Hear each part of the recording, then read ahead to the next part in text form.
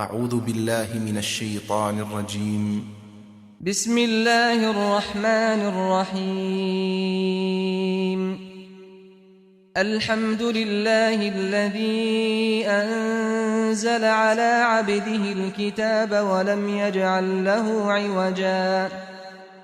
قيما لينذر بأسا شديدا من لدنه ويبشر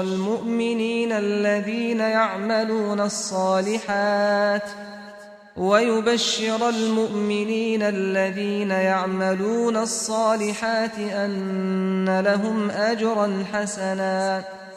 ماكثين فيه أبدا وينذر الذين قالوا اتخذ الله ولدا ما لهم به من علم ولا لآبائهم كبرت كلمة تخرج من أفواههم إن يقولون إلا كذبا فلعلك باخع نفسك على آثارهم إن لم يؤمنوا بهذا الحديث أسفا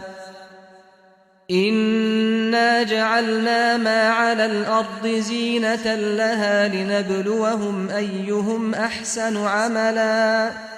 وإنا لجاعلون ما عليها صعيدا جرزا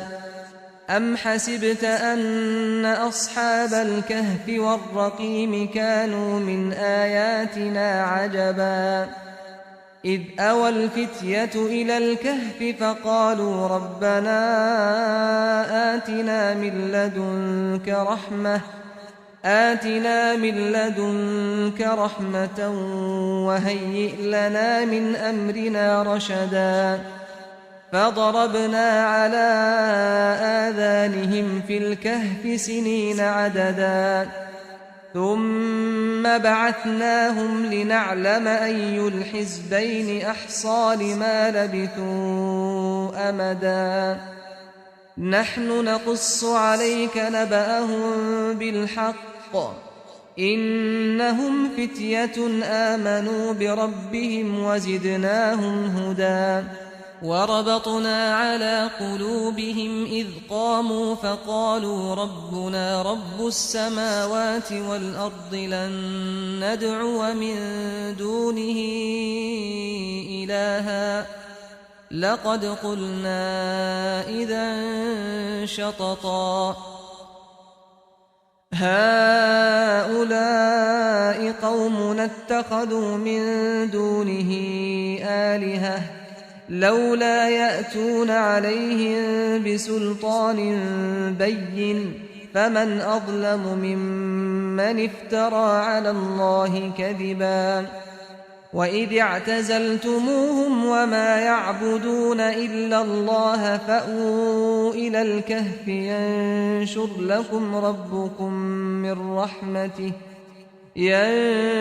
لكم ربكم من رحمته ويهيئ لكم من أمركم مرفقا وترى الشمس إذا طلعت تزاور عن كهفهم ذات اليمين وإذا غربت تقرضهم ذات الشمال وهم في فجوة منه ذلك من آيات الله من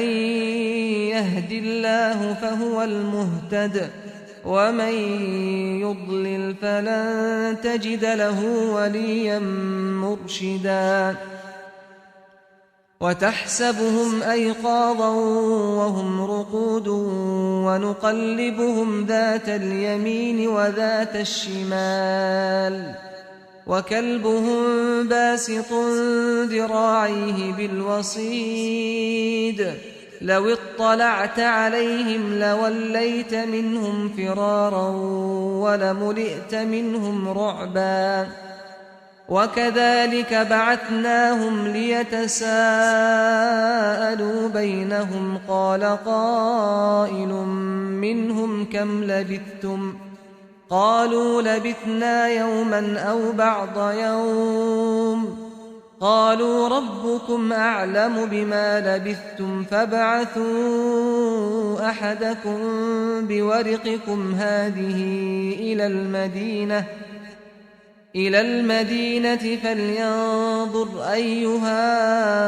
أزكى طعاما فليأتكم برزق منه وليتلطف ولا يشعرن بكم أحدا إنهم إن يظهروا عليكم يرجموكم أو يعيدوكم في ملتهم ولن تفلحوا إذا أبدا وكذلك أعثرنا عليهم ليعلموا أن وعد الله حق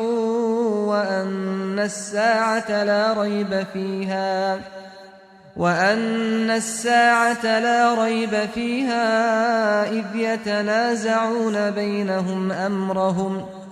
فقالوا ابنوا عليهم بنيانا ربهم أعلم بهم قال الذين غلبوا على أمرهم لنتخذن عليهم مسجدا سيقولون ثلاثة رابعهم كلبهم ويقولون خمسة سادسهم كلبهم رجما بالغيب ويقولون سبعة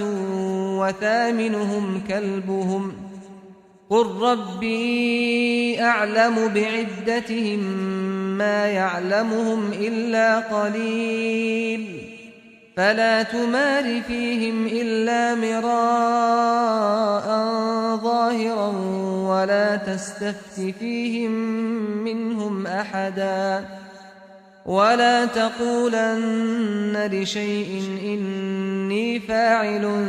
ذلك غدا إلا أن يشاء الله واذكر ربك إذا نسيت وقل عسى أن يهديني ربي لأقرب من هذا رشدا ولبثوا في كهفهم 300 سنين وازدادوا 9 قل الله أعلم بما لبثوا له غيب السماوات والأرض أبصر به وأسمع ما لهم من دونه من ولي ولا يشرك في حكمه أحدا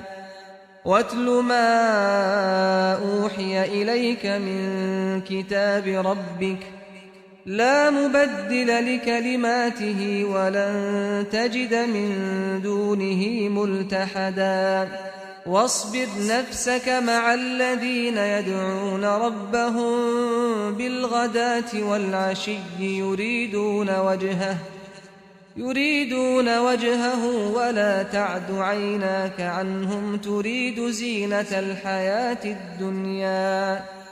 ولا تطع من أغفلنا قلبه عن ذكرنا واتبع هواه وكان أمره فرطا وقل الحق من ربكم فمن شاء فليؤمن ومن شاء فليكفر إنا أعتدنا للظالمين نارا أحاط بهم سرادقها وإن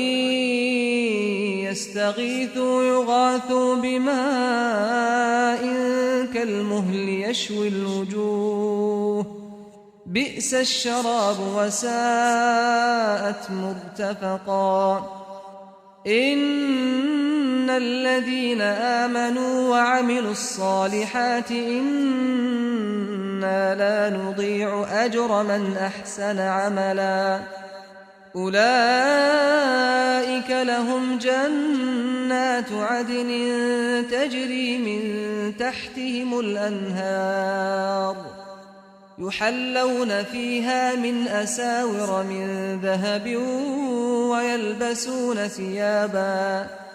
ويلبسون ثيابا خضرا من سندس واستبرق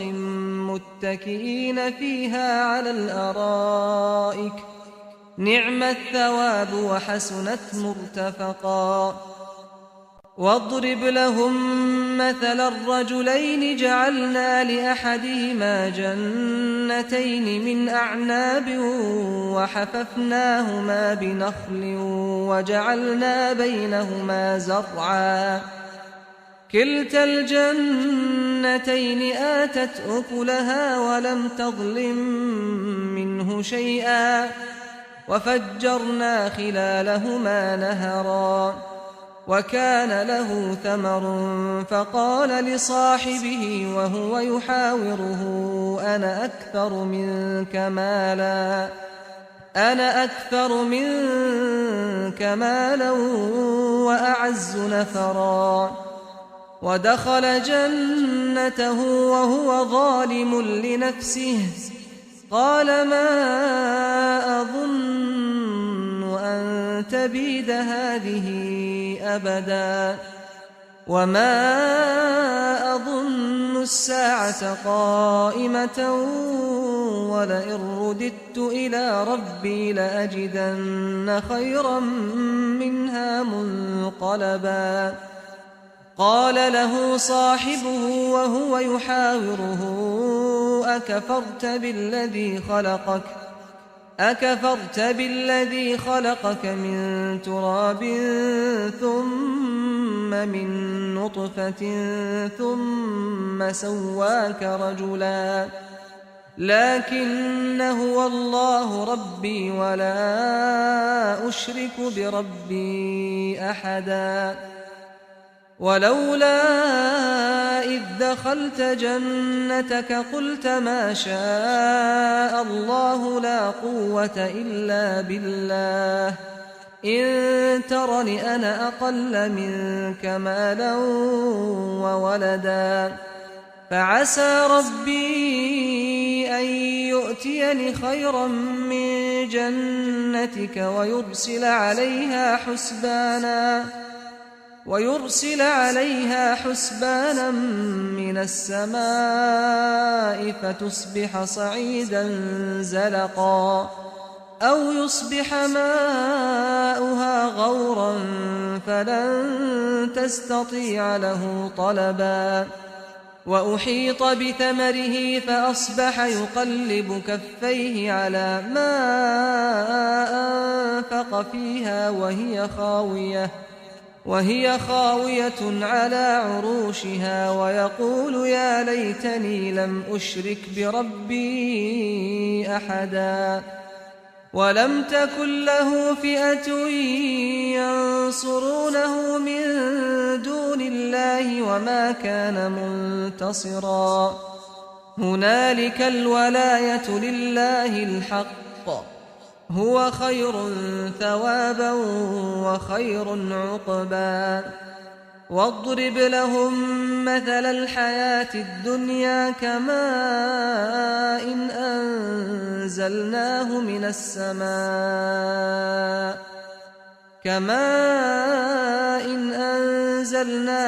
السماء فاختلط به نبات الأرض فأصبح هشيما تذروه الرياح وكان الله على كل شيء مقتدرا المال والبنون زينة الحياة الدنيا والباقيات الصالحات خير عند ربك ثوابا وخير أملا ويوم نسير الجبال وترى الأرض بارزة وحشرناهم فلم نغادر منهم أحدا وعرضوا على ربك صفا لقد جئتمونا كما خلقناكم أول مرة بل زعمتم أن لن نجعل لكم موعدا ووضع الكتاب فترى المجرمين مشفقين مما فيه ويقولون يا ويلتنا ما لهذا الكتاب لا يغادر صغيرة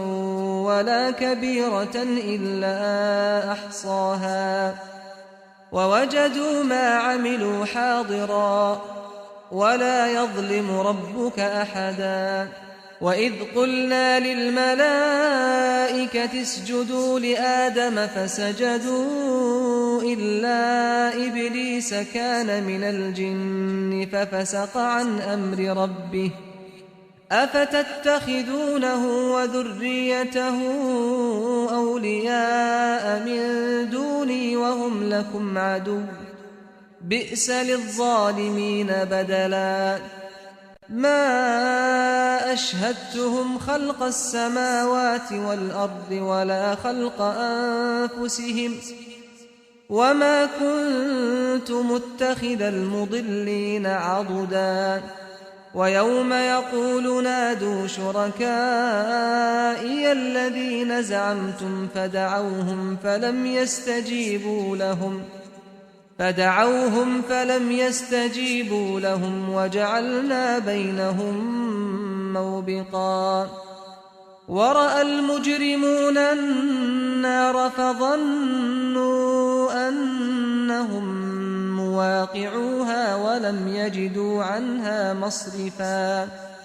ولقد صرفنا في هذا القرآن للناس من كل مثل وكان الإنسان أكثر شيء جدلا وما منع الناس أن يؤمنوا إذ جاءهم الهدى ويستغفروا ربهم إلا أن تأتيهم سنة الأولين أو يأتيهم العذاب قبلا وما نرسل المرسلين إلا مبشرين ومنذرين ويجادل الذين كفروا بالباطل ليدحضوا به الحق واتخذوا آياتي وما أنذروا هزوا ومن أظلم ممن ذكر بآيات ربه فأعرض عنها ونسي ما قدمت يداه إنا جعلنا على قلوبهم أكنة أن يفقهوه وفي آذانهم وقرا وإن تدعهم إلى الهدى فلن يهتدوا إذا أبدا وربك الغفور ذو الرحمة لو يؤاخذهم بما كسبوا لعجل لهم العذاب بل لهم موعد لن يجدوا من دونه موئلا وتلك القرى أهلكناهم لما ظلموا وجعلنا لمهلكهم موعدا وإذ قال موسى لفتاه لا أبرح حتى أبلغ مجمع البحرين أو أمضي حقبا فلما بلغا مجمع بينهما نسيا حوتهما فاتخذ سبيله في البحر سربا فلما جاوزا قال لفتاه آتنا غداءنا لقد لقينا من سفرنا هذا نصبا قال أرأيت إذ أوينا إلى الصخرة فإني نسيت الحوت وما أنسانيه إلا الشيطان أن أذكره واتخذ سبيله في البحر عجبا قال ذلك ما كنا نبغي فارتدا على آثارهما قصصا فوجدا عبدا من عبادنا آتيناه رحمة من عندنا وعلمناه من لدنا علما قال له موسى هل أتبعك على أن تعلمني مما علمت رشدا قال إنك لن تستطيع معي صبرا وكيف تصبر على ما لم تحط به خبرا قال ستجدني إن شاء الله صابرا ولا أعصي لك أمرا قال فإن اتبعتني فلا تسألني عن شيء حتى أحدث لك منه ذكرا فانطلقا حتى إذا ركبا في السفينة خرقها قال أخرقتها لتغرق أهلها لقد جئت شيئا إمرا قال ألم أقل إنك لن تستطيع معي صبرا قال لا تؤاخذني بما نسيت ولا ترهقني من أمري عسرا فانطلقا حتى إذا لقيا غلاما فقتله قال أقتلت نفسا زكية بغير نفس لقد جئت شيئا نكرا قال ألم أقل لك إنك لن تستطيع معي صبرا قال إن سألتك عن شيء بعدها فلا تصاحبني قد بلغت من لدني عذرا فانطلقا حتى إذا أتيا أهل قرية استطعما أهلها فأبوا أن يضيفوهما فوجدا فيها جدارا يريد أن ينقض فأقامه قال لو شئت لاتخذت عليه أجرا قال هذا فراق بيني وبينك سأنبئك بتأويل ما لم تستطع عليه صبرا أما السفينة فكانت لمساكين يعملون في البحر فأردت أن أعيبها وكان وراءهم ملك يأخذ كل سفينة غصبا وأما الغلام فكان أبواه مؤمنين فخشينا أن يرهقهما طغيانا وكفرا فأردنا أن يبدلهما ربهما خيرا منه زكاة وأقرب رحما وأما الجدار فكان لغلامين يتيمين في المدينة وكان تحته كنز لهما وكان أبوهما صالحا فأراد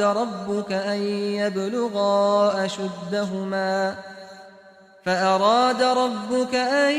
يبلغا أشدهما ويستخرجا كنزهما رحمة